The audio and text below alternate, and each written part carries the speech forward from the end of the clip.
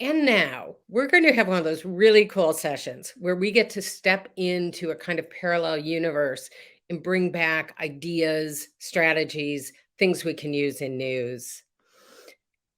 At this moment, as journalism is being called to reinvention, we're looking at how it's funded, who it's made for, who leads the innovation. But news isn't the first civic driver to go through this kind of transition. Probably won't be the last either. In this session, we are looking at another civic asset, our public spaces, and the work that's being done to reimagine the role these spaces can play in bringing communities together, cultivating trust, and making the places we live more equitable. This evolution is being powered by collective action and a lot of collaboration between funders, artists, local governments, community members, and other stakeholders working together to find ways to create solutions and achieve a common vision. Sounds familiar, doesn't it? So here to take us to this parallel universe and bring some ideas back, I'd like to invite INN Growth Programs Chief Courtney Lewis and Carol Coletta to the stage. Thank you so much, Sue.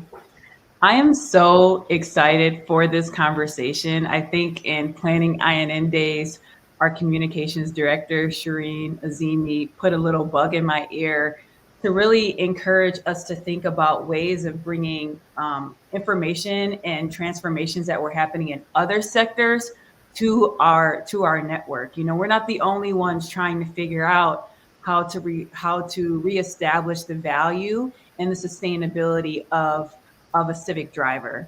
So thank you so much. I'd like to take a moment really quickly to introduce Carol Coletta. Carol Coletta is the president and CEO of Memphis River Parks Partnership. She is one of the nation's leaders on urban revitalization and how a connected set of civic assets, which she'll tell us a little bit more about, called the Civic Commons, can promote community and lead to a more widely shared prosperity for cities and neighborhoods. Welcome, Carol. Thanks. Glad to be here. Thank you. Okay, so let's jump right into it of just, helping us understand what exactly are the Civic Commons. What are the Civic Commons? Well, let me give you a little background. Okay. It's interesting to be here. I've been working on public space off and on for 40 years.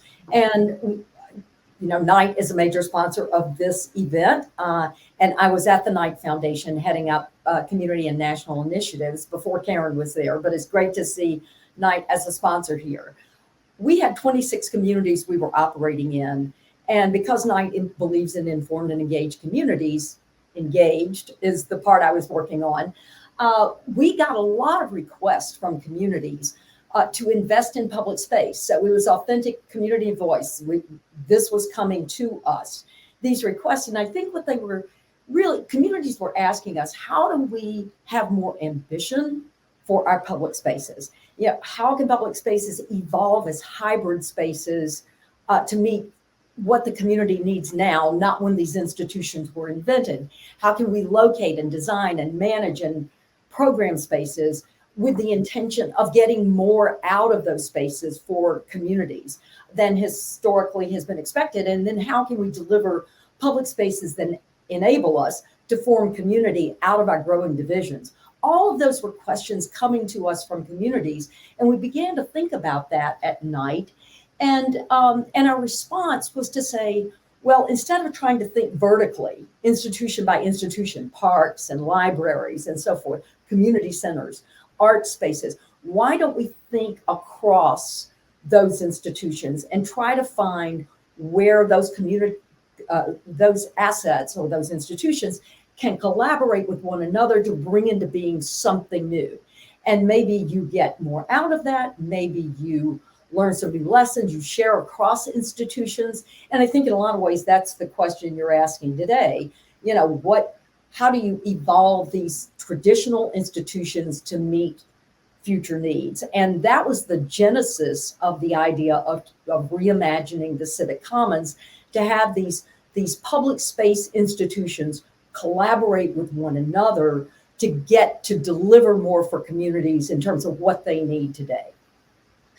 That is it takes everything in me not to just jump and immediately find the parallels between what you're saying and what we're seeing now in the news, in the journalism industry, and quite frankly, nonprofit news is one of those sectors of media that is asking the question of like, what does journalism and news need to be for communities today, independent of what it has been or what it traditionally looked like or sound like or how it's distributed? What does it need to be today to really help people? So let's jump back to public spaces though, before we talk about the parallels.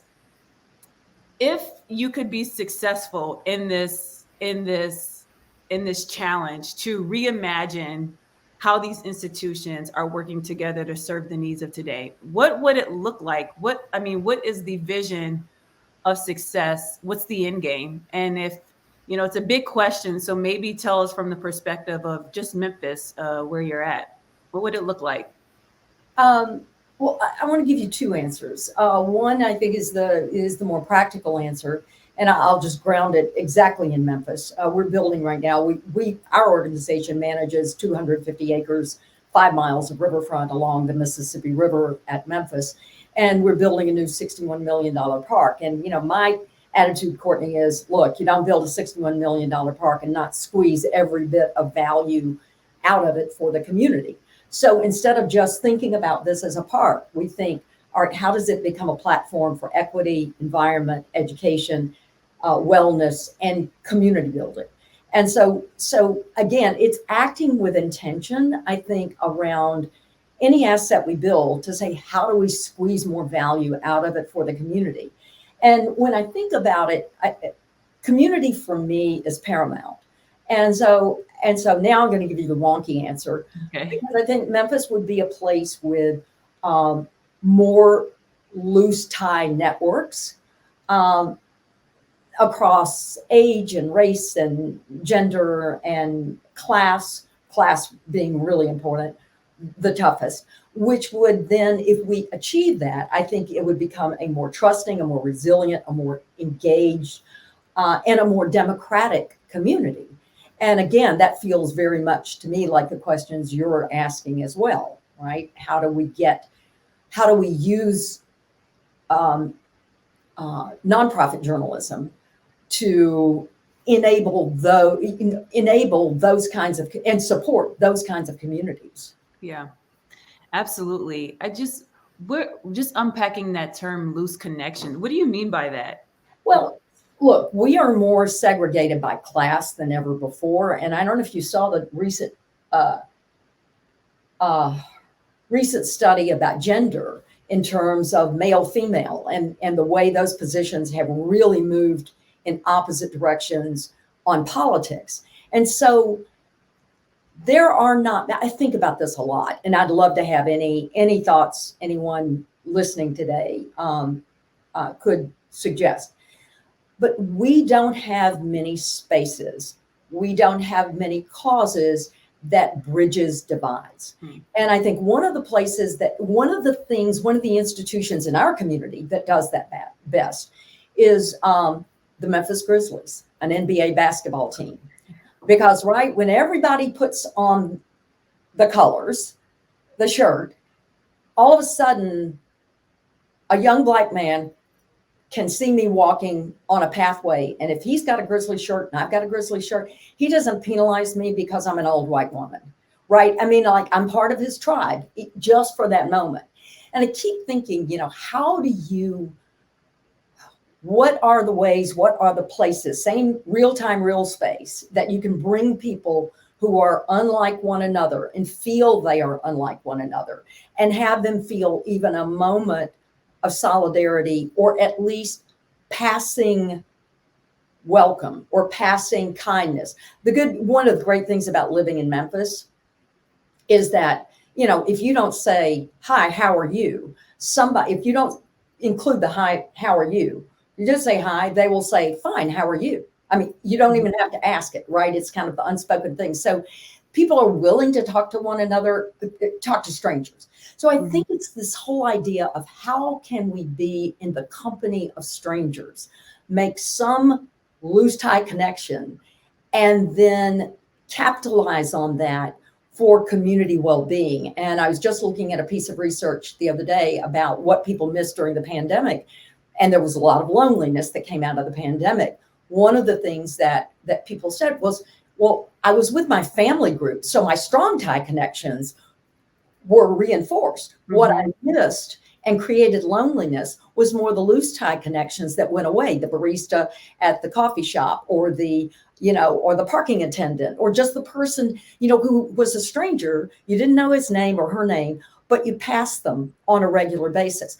And I think public space is just such a rich opportunity. If you do it right, it's such a rich opportunity to create those loose tie networks. And if we take it a step further, how is the investment in these spaces also an investment in equity and creating equity in a community? Yeah, well, I mean, think about it. Parks and libraries are free, right? There's no admission fee. There's no test you have to pass. No membership required.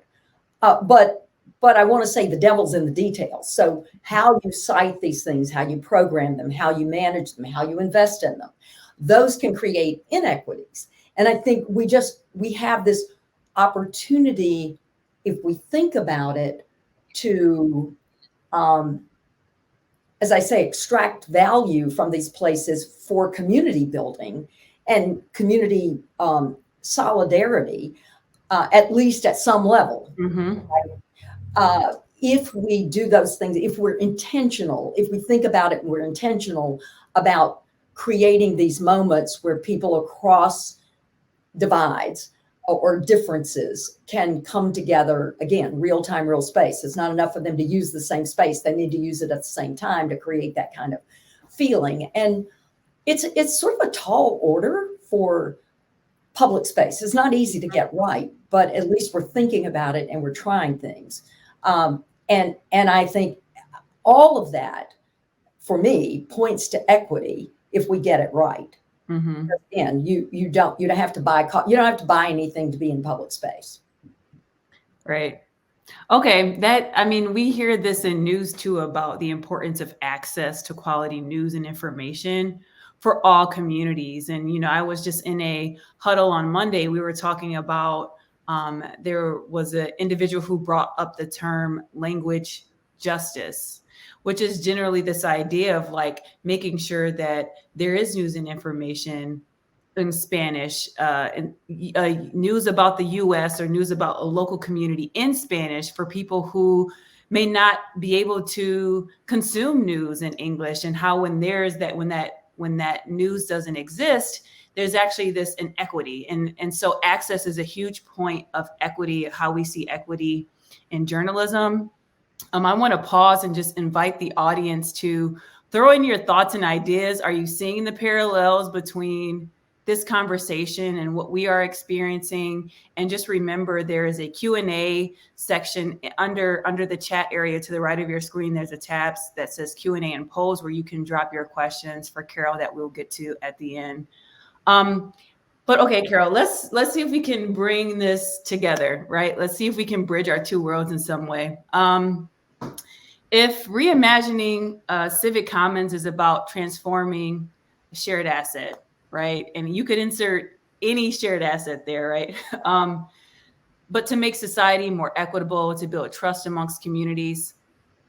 In your world, I know you're not an expert on media, but our worlds do intersect. So where does journalism sort of fit into your world, in your perspective? Okay, so I'm stepping out of the comfort zone. As you say, I'm not a journalism expert, although I pay for it, and I know how critical it is. And so let me just say, I was thinking about this. Journalism, of course, has a major role to play in shaping what we talk about and in building trust. And I was thinking, this may be a bridge too far, but thinking about, how could we join forces and link what we're attempting to do to get, people together in real time, real space with journalism's content. I mean, we have the platform, we have the people, but we're always in need of content. And, I started thinking, what would it mean if people could see journalism and journalists at work? What if they could see and participate in journalists telling their stories? What if journalism had a showcase for its what and why in the public square? I mean, what does today's equivalent of a town square or the town crier look like? And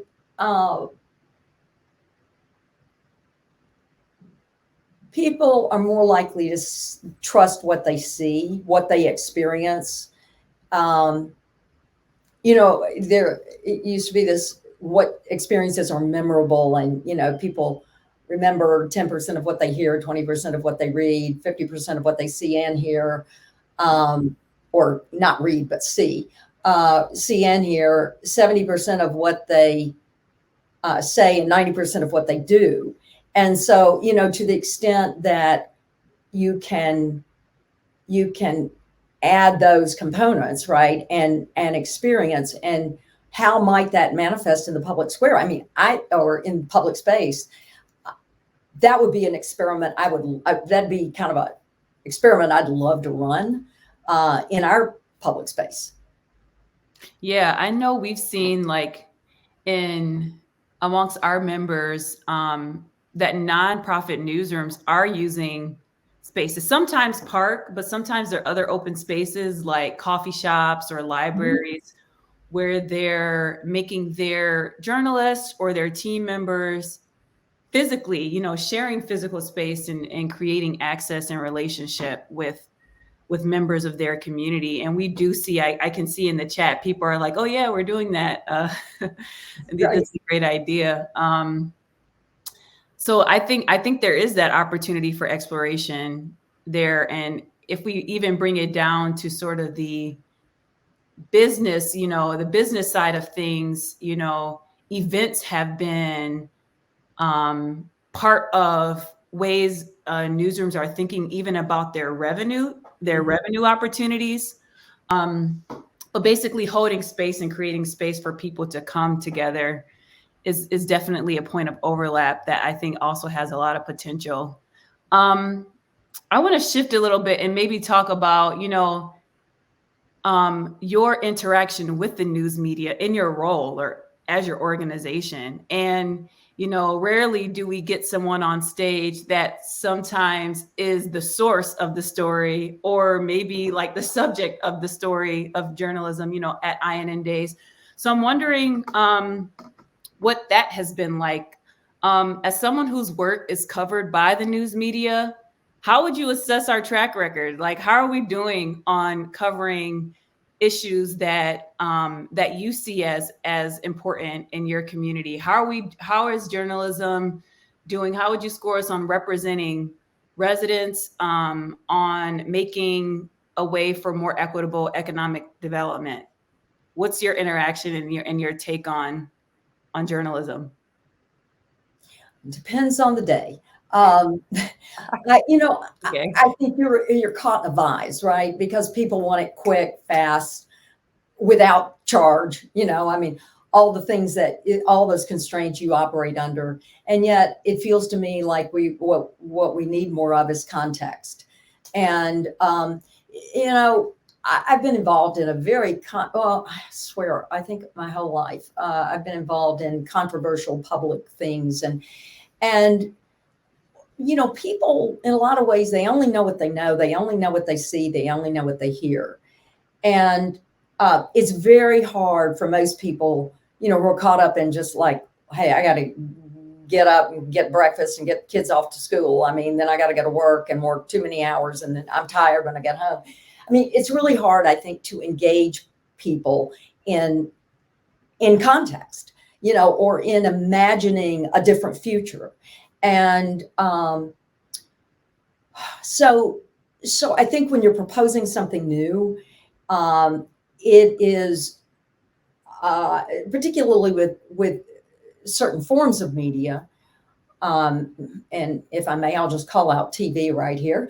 But, they do short, quick stories. The easy thing is man on the street, that woman on the street. What do you think? And with no context. And, I've noticed that sometimes the way the press will cover or the media will cover controversial stories, um, if you do if you do some good public opinion polling, not horse race Mhm. stuff, but okay, but what if this, or imagine, like set a context, you'll get something completely different than you get from, the sort of man on the street. So woman on the street. So I just uh that I think is difficult. I think who speaks for community, if you want to engage community and community residents, then you really have to ask yourself who authentically speaks. And communities don't typically speak with one voice.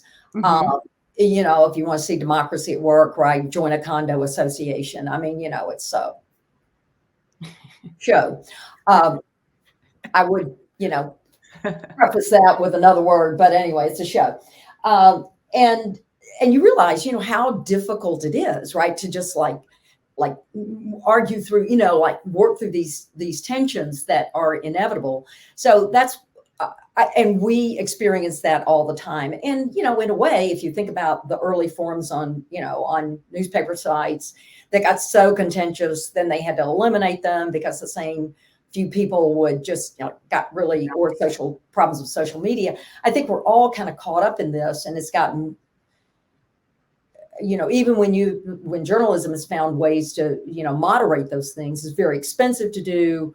And I think we're all challenged by that.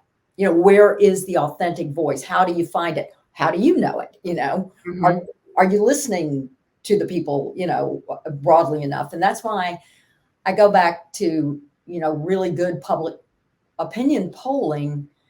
uh, I think sometimes is more representative than some of what journalism can afford to do. Hmm. Interesting. We have our time is moving very quickly.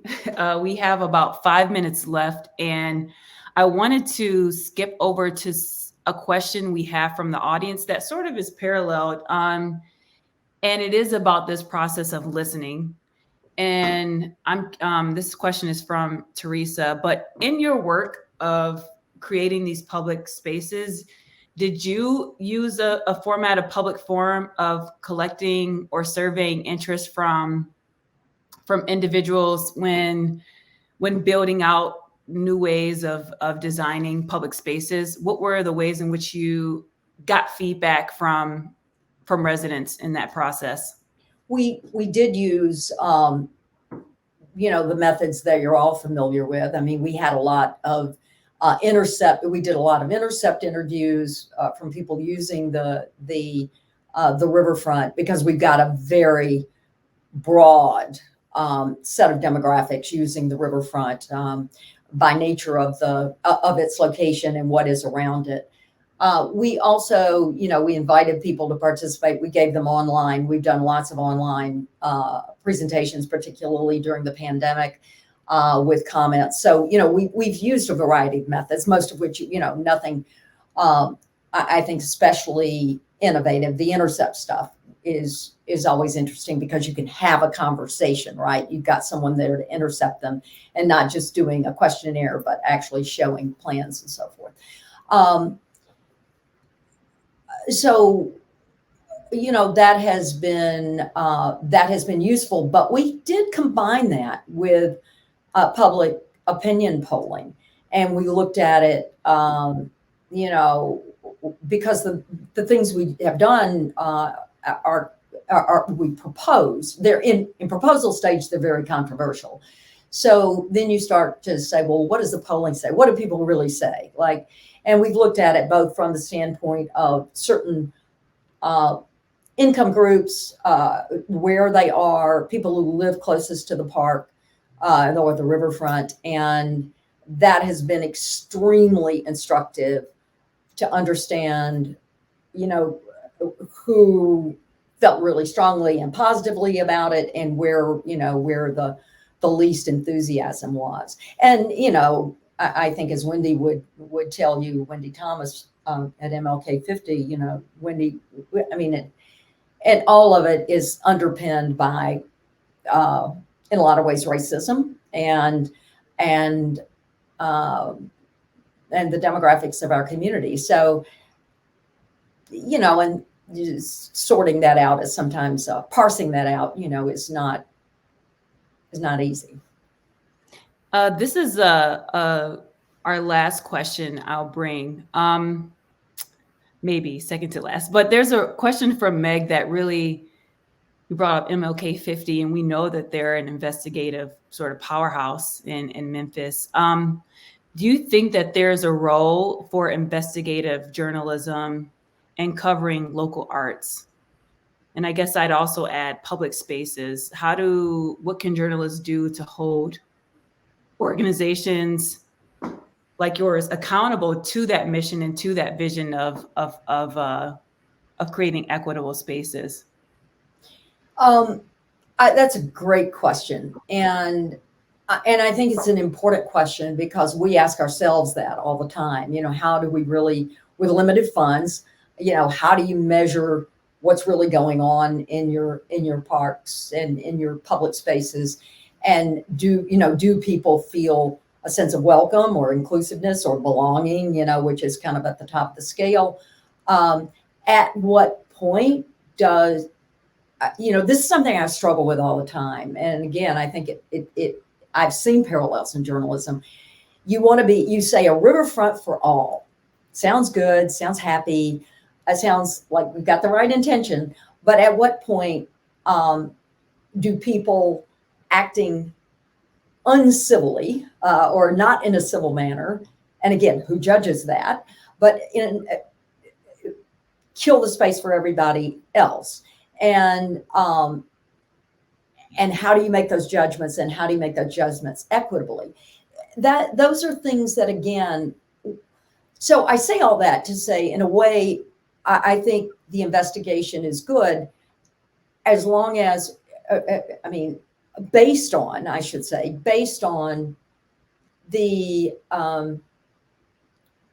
tensions and the constraints and the intentions of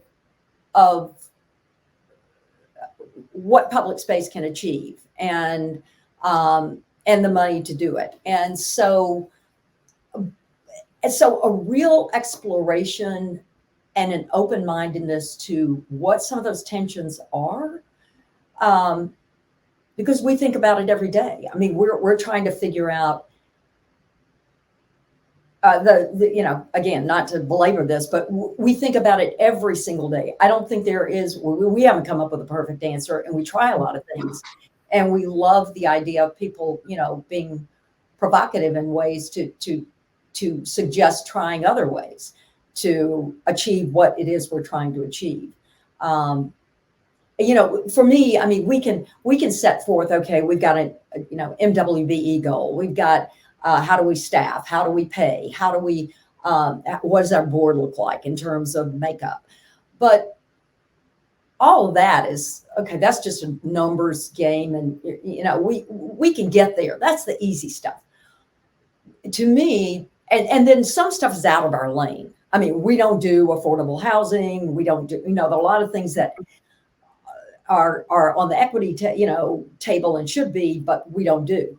I think where we are most challenged is, how do you run public space that is welcoming to all and feels inclusive, and even where people can have a sense of, we run public parks, right? So everybody who lives in Memphis owns those parks, and we try to always keep that in mind. We don't own the parks, people in Memphis do. But how do we foster that sense of belonging and respect for the space and for others using the space? And some days it feels like a tall bar. I appreciate your honesty. And I think that if we are honest with ourselves too, as an industry, that same tension and questioning and challenging and rigor to reflection needs to be happening within our own industry as well. And there are conversations happening very much around that, where nonprofit news itself is asking itself, like, okay, we have these intentions, but who really is the audience we're serving? How do we know that we are serving, quote, all, right? And what role is it of my news organization? And that might be different from the role of other news organizations in my community that serve different audiences. But how do we work together to achieve this larger picture? And I think if we're honest with ourselves, the same questions and tensions and challenges also exist.